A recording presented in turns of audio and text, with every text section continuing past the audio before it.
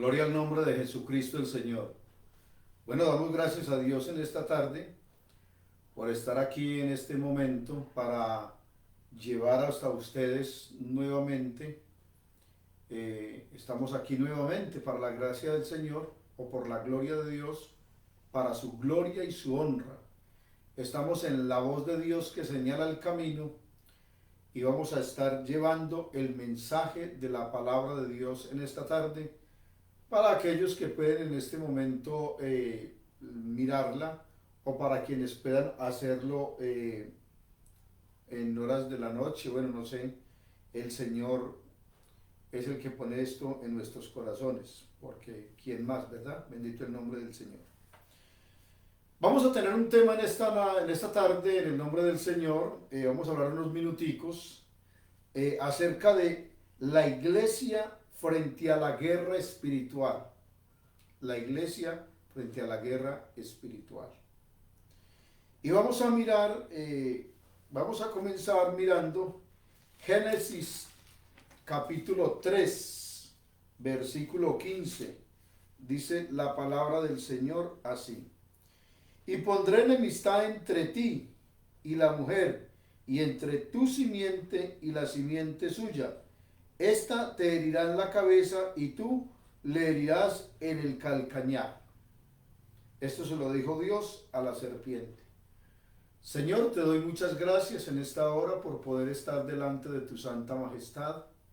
Te bendigo, te glorifico y te exalto. Te doy muchas gracias por darme esta oportunidad de poder estar aquí frente a este espacio, frente a las redes sociales, para llevar este mensaje en tu santo nombre, mi Señor y mi Dios. Por favor, guíame, condúceme, porque necesitamos ser guiados por ti, mi Señor y mi Dios. Amén. La iglesia frente a la guerra espiritual. Bendito el nombre del Señor. Bueno, estamos en el siglo XXI y por ahí estuve mirando en algún momento un folleto que decía: Satanás está vivo y activo en el siglo XXI o en el siglo XX. Bueno, la verdad es que eso es totalmente cierto, es real. Lo que se está diciendo allí es totalmente cierto, es real. Esto de la guerra espiritual ha tenido algunas controversias fuertes durante mucho tiempo, ¿cierto? Y seguramente lo habrá aún. Hace algún tiempo me leí un libro que se llama El verdadero diablo de la Biblia. Y este caballero que escribe este libro es un verdadero abogado del diablo. Es un verdadero abogado del diablo. Aunque va a una iglesia, no voy a mencionar la iglesia, va a una iglesia y el hombre escribió un libro donde él quiere desaparecer el diablo de la Biblia, o sea, el diablo como tal. Y lo llamo un abogado del diablo porque muestra unos ejemplos y da unas interpretaciones a unos versículos o sea, una manera muy fuera de lo que realmente el contexto bíblico lo señala. Porque para la interpretación bíblica, lógico está, necesitamos un contexto bíblico fiel, que se apoye fielmente, no darle la vuelta al mundo para obligar a acomodar una idea y después decir que es un concepto y que es una doctrina bíblica. Bendito el nombre del Señor. Desafortunadamente, no solamente fuera de nuestra iglesia, sino en nuestra iglesia, hablo de la iglesia a la cual pertenezco, también hay muchos hermanos, buenos hermanos, nobles hermanos, hermanos de buen testimonio, hermanos que uno ve que buscan al Señor. Pero desafortunadamente también a veces por defender un concepto o por no enfrentar una realidad, entonces defienden al diablo. Yo conozco un ministro que yo no sé si él siempre lo hará, pero conozco un ministro que estando yo presente y sabiendo él lo que yo hacía, él por poner a un lado el diablo, siempre lo mencionaba por lo regular lo mencionaba en sus mensajes 5, 6, 7, 8, creo que una vez le conté 10 veces mencionando el diablo. Entonces, por tratar de sacar el diablo del contexto bíblico, antes lo muestra cada ratico y lo apoya y lo dice, ta, ta, ta, ta, ta. Y se dicen hasta ciertas, se dicen unas, ¿cómo le digo yo a usted para no ser grosero? Se dicen unas cosas tan fuera del contexto bíblico que se ven tan mal en hombres de una capacidad, que uno ve que tienen una capacidad, o que han mostrado tener una capacidad teológica, y una capacidad bíblica y un temor de Dios de altura. Pero cuando llegamos a este punto, yo no sé qué les pasa a los hermanos, o de pronto sí sé. Y entonces ellos se desvían, o sea, ellos se desvían por donde sea, pero no quieren tocar ni decir exactamente el alcance de este espíritu del mal que opera en las regiones celestes. No se trata de defender al diablo, ni se trata de darle al diablo omnipresencia o soberanía, porque muchos cristianos, por tratar de pisotear o de hacer a un lado al diablo, antes al contrario a veces le dan como un estatus más alto. Por tratar exactamente de defenderlo, dicen de él lo que no es. Y eso pues que no hablando de cosas terribles que él hace, sino por lo menos al contrario, sacándolo en limpio. Por ahí sacaron un cuentico que la gente cree que es muy gracioso, y entonces dicen que encontraron, y parece gracioso, ¿verdad? Que encontraron un viejito llorando en un andén, y le dijeron que por qué estaba llorando, que por qué lloraba tanto. Y entonces dijo el viejito que él estaba llorando mucho, que porque todo lo que le pasaba a sus evangélicos le echaban la culpa a él. O sea que, según eso, ese viejito era el diablo, según pues la anécdota o el chiste sin sentido que saca la gente. Bendito el nombre del Señor. Así que entonces, mirando el texto bíblico, lo que la Biblia realmente nos habla acerca de, porque hay que mirar ese contexto bíblico, no decir cosas que no son o fuera del contexto bíblico, porque ese no es el punto, ¿cierto? El punto no es decir lo que no está en la Biblia, ni apoyarnos en ideas y hacerlo ver como una doctrina bíblica, porque una cosa es que usted tenga una idea y otra cosa es que usted tenga un concepto y otra cosa es que usted pueda demostrar una doctrina bíblica, porque hay personas que dicen que esto o aquello es doctrina bíblica y no es doctrina, hay cosas que no son doctrinas bíblicas exactamente, sino que la presentan como una doctrina bíblica y se apoyan vanamente o falsamente en las escrituras porque le dan el discernimiento o la interpretación al texto que no es. Bendito el nombre del Señor. Entonces aquí estamos mirando cuando yo digo la iglesia frente a la guerra espiritual, entonces algunos de estos personajes, que no menciono ningún nombre, algún teólogo podrá decir, pero eso está fuera de órbita, este hermano todavía sigue con eso, ¿desde cuándo? ¿Hasta cuándo va a seguir con eso el hermano? Porque, cierto, porque la gente... Entonces, eso tiene algunos extremos, claro, tiene algunos extremos, que no digamos que todo extremo es malo, porque tampoco estoy de acuerdo con eso, yo no estoy de acuerdo en decir que todo extremo es malo. Mucha gente dice eso, yo no digo eso, yo no digo que todo extremo sea malo, yo digo que algunos extremos son malos, porque hay cosas que son extremadamente, o sea, extremos. Por ejemplo, Jesús dijo, sed santos porque vuestro Padre Celestial es santo, o porque yo, como Dios dijo, sed santos porque yo soy santo, o sed santos así como vuestro Padre que está en los cielos es santo.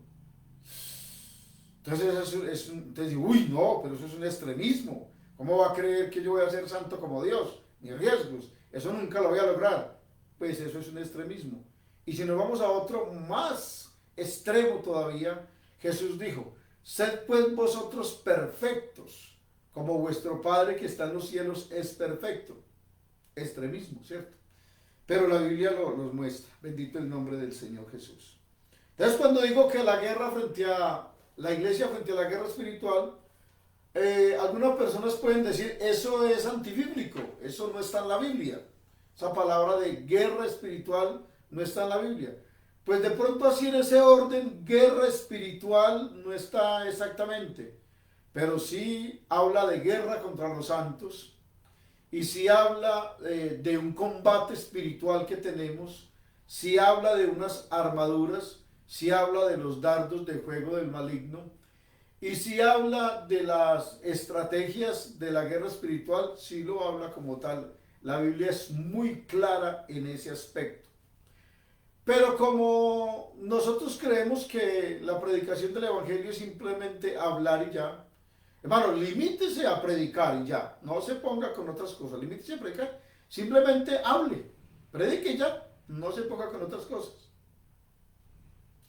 Bueno, si usted quiere limitarse a predicar, limítese a predicar, pero la predicación del Evangelio del Señor Jesús, la predicación de nuestra fe, tiene que tener una aplicación y la predicación de nuestra fe tiene que tener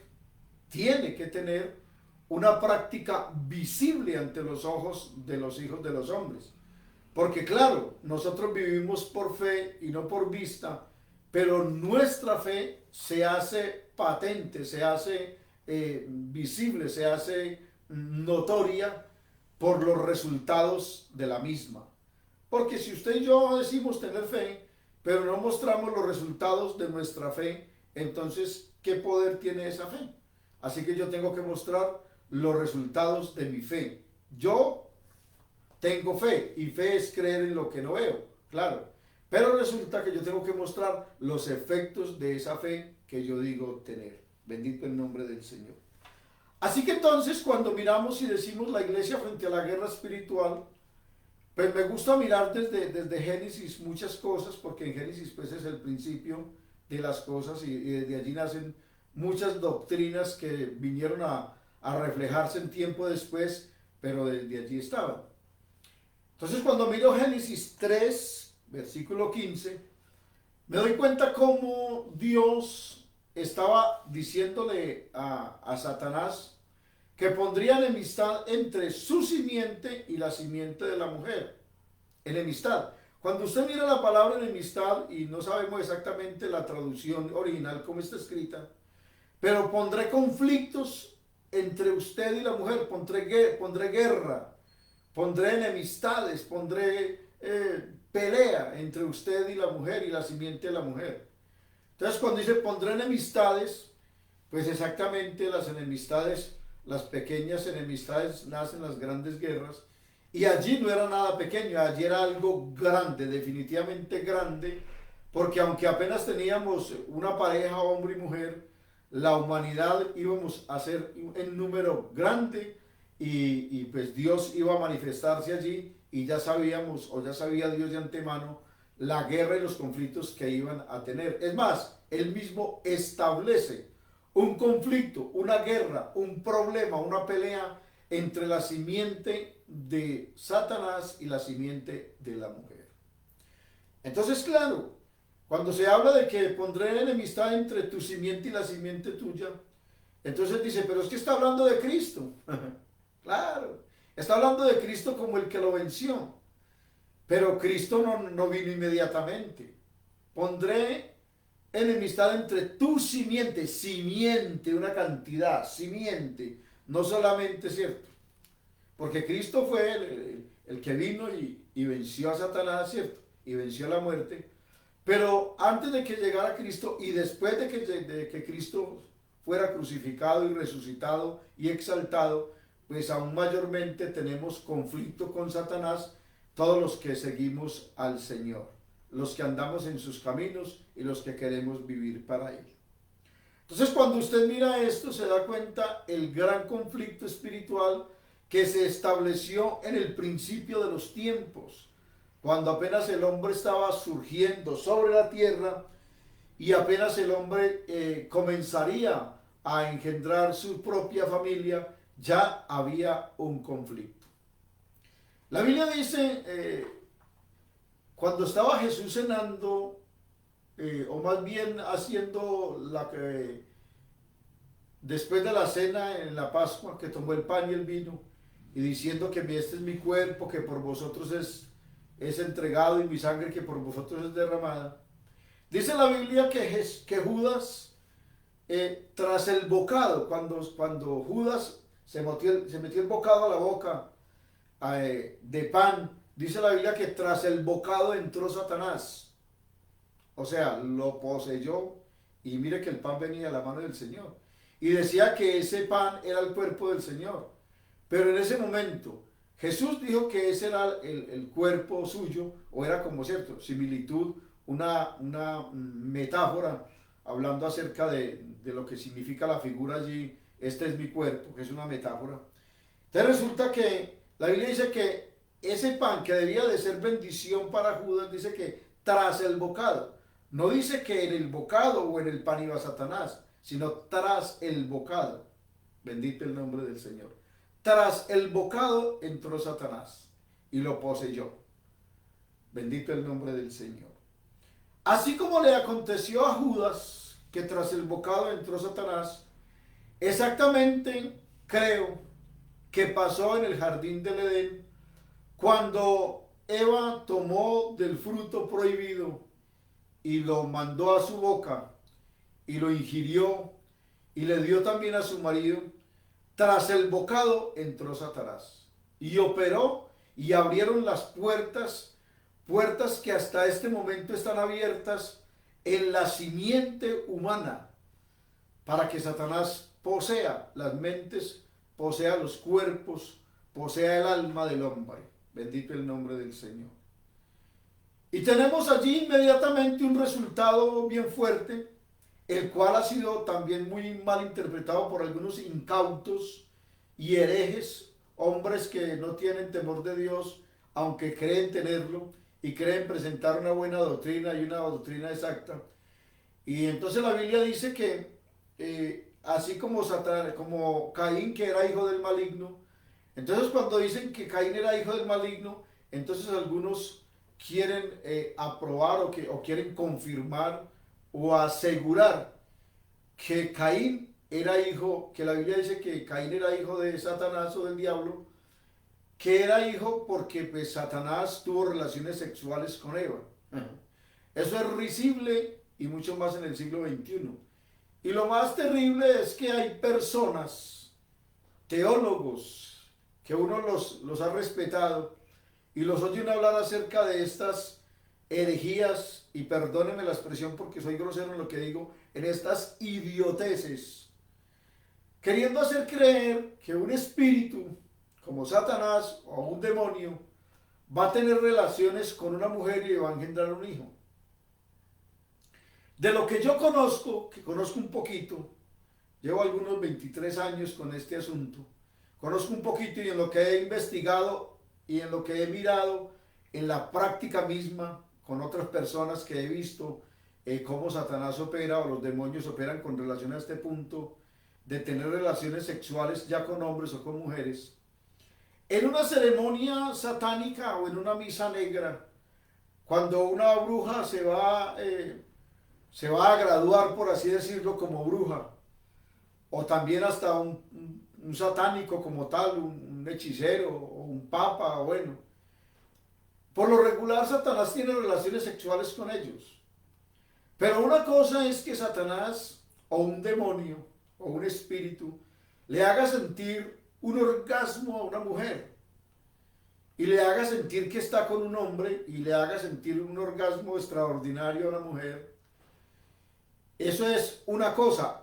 Otra cosa es que ese espíritu le vaya a engendrar un hijo, porque una mujer puede sentir orgasmo porque se masturbe, ¿cierto? Una mujer puede tener orgasmo porque se masturbe o porque está con otra mujer, pero nunca va a tener un hijo porque tenga un orgasmo, nunca va a ser engendrado un hijo. Y mucho menos un espíritu que no posee un cuerpo orgánico como el que usted y yo tenemos, ni tiene los elementos, ni la materia que se necesita para engendrar un hijo. O sea, un espíritu no posee la vida para engendrar. Tiene una vida, pero no una vida física humana como usted, como la que tiene usted o la que tengo yo. Entonces no hay exactamente la materia prima con la cual realmente se puede engendrar un hijo. Así que puede hacerle sentir lo que quiera, le puede hacer sentir muchos deseos y puede sentir que se está muriendo del orgasmo y puede hacer sentir lo que sea. Y también hasta amanecen con la espalda aruñada y pueden amanecer como decimos nosotros, con chupados o alguna cosa, y pueden amanecer como cierto, pero nunca ser embarazada por un demonio, porque eso no es así. Conocí a una mujer en cierto lugar que me dijo que hacía muchos años estaba siendo violada por unos demonios o por un demonio. Y me decía, yo me acuesto y la verdad yo siento cuando el demonio llega y quedo sin movimiento y me posee y me hace, como dice la gente, me hace el amor. Imagínense un demonio haciéndome el amor, sobre todo como conocen ellos de amor. Le hace o le practica el sexo y listo. Y entonces dije, bueno, y usted dijo, no, yo no quiero esto, yo soy cristiana, yo necesito salir de esto, por favor, pues ayúdeme. Y bueno, entonces vamos a hacer lo que tenemos que hacer. Efectivamente, entonces, oramos al Señor, reprendimos el espíritu que estaba viniendo a ella, posiblemente un espíritu incubo, y entonces, o subcubo, que son los que están allí actuando en hombres y mujeres, haciendo sentir orgasmos y la sensación sexual, pero no exactamente para engendrar hijos. Y en el nombre de Jesús reprendimos el demonio y le dije a ella más o menos lo que debía de hacer en adelante. Me fui y luego volví y me vi con ella. Tuvimos un comentario sobre el asunto y me dijo, hice como usted me dijo. Y hermano, gracias a Dios porque hasta ahí llegó el asunto. Jamás volví a sentir lo que estaba sintiendo. Bendito el nombre del Señor. Y no solamente con ella, porque podríamos decir, no, esa mujer estaba loca o son cosas de la mente. Ay, Dios mío bendito. Y no solamente con ella, sino con otras personas. Hemos hecho este trabajo y la obra del Señor ha sido poderosa ayudándole a estas personas. La iglesia frente a la guerra espiritual es usted y yo como iglesia los que tenemos que aprender a confrontar las tinieblas. No esperemos que un espiritista, un gnóstico, un hechicero, un satánico o qué sé yo, vaya a confrontar las tinieblas y a combatir a Satanás, porque eso nunca va a acontecer. Si algún demonio, algún hechicero o hechicera o bruja o satánico o de cualquier otra rama demoníaca dice que va a hacer un exorcismo y usted dice que le sacaron un demonio y que le hicieron esto o aquello, posiblemente sí, claro, se puede, claro que sí. Pero también le digo que usted, ese lugar no quedó vacío. Le cambiaron el demonio que tenía por uno más pasivo o por otro que no le hiciera exactamente el daño que le estaba haciendo al otro. Pero seguro que eso no lo atrae a Dios y ahí tiene una atadura y necesita ser liberado o liberada. ¿Y quién es la persona o quiénes son los encargados de hacer estas cosas? Pues si Jesús vino y estableció su reino en medio de la iglesia y nos dio su espíritu y nos dio de su poder para hacer esta calidad de cosas, pues es usted y soy yo el que debemos de hacerlo. No es que yo vaya ahora a alistarme y entonces vengo y me encierro aquí en la pieza, en una pieza o aquí en el estudio, y entonces me visto en la armadura de Dios y digo, bueno, me voy a pelear y voy a ir a buscar demonios, a ver, a bajar cabezas o a ver quién tiene un demonio, porque la verdad es que no hay necesidad de ir muy lejos.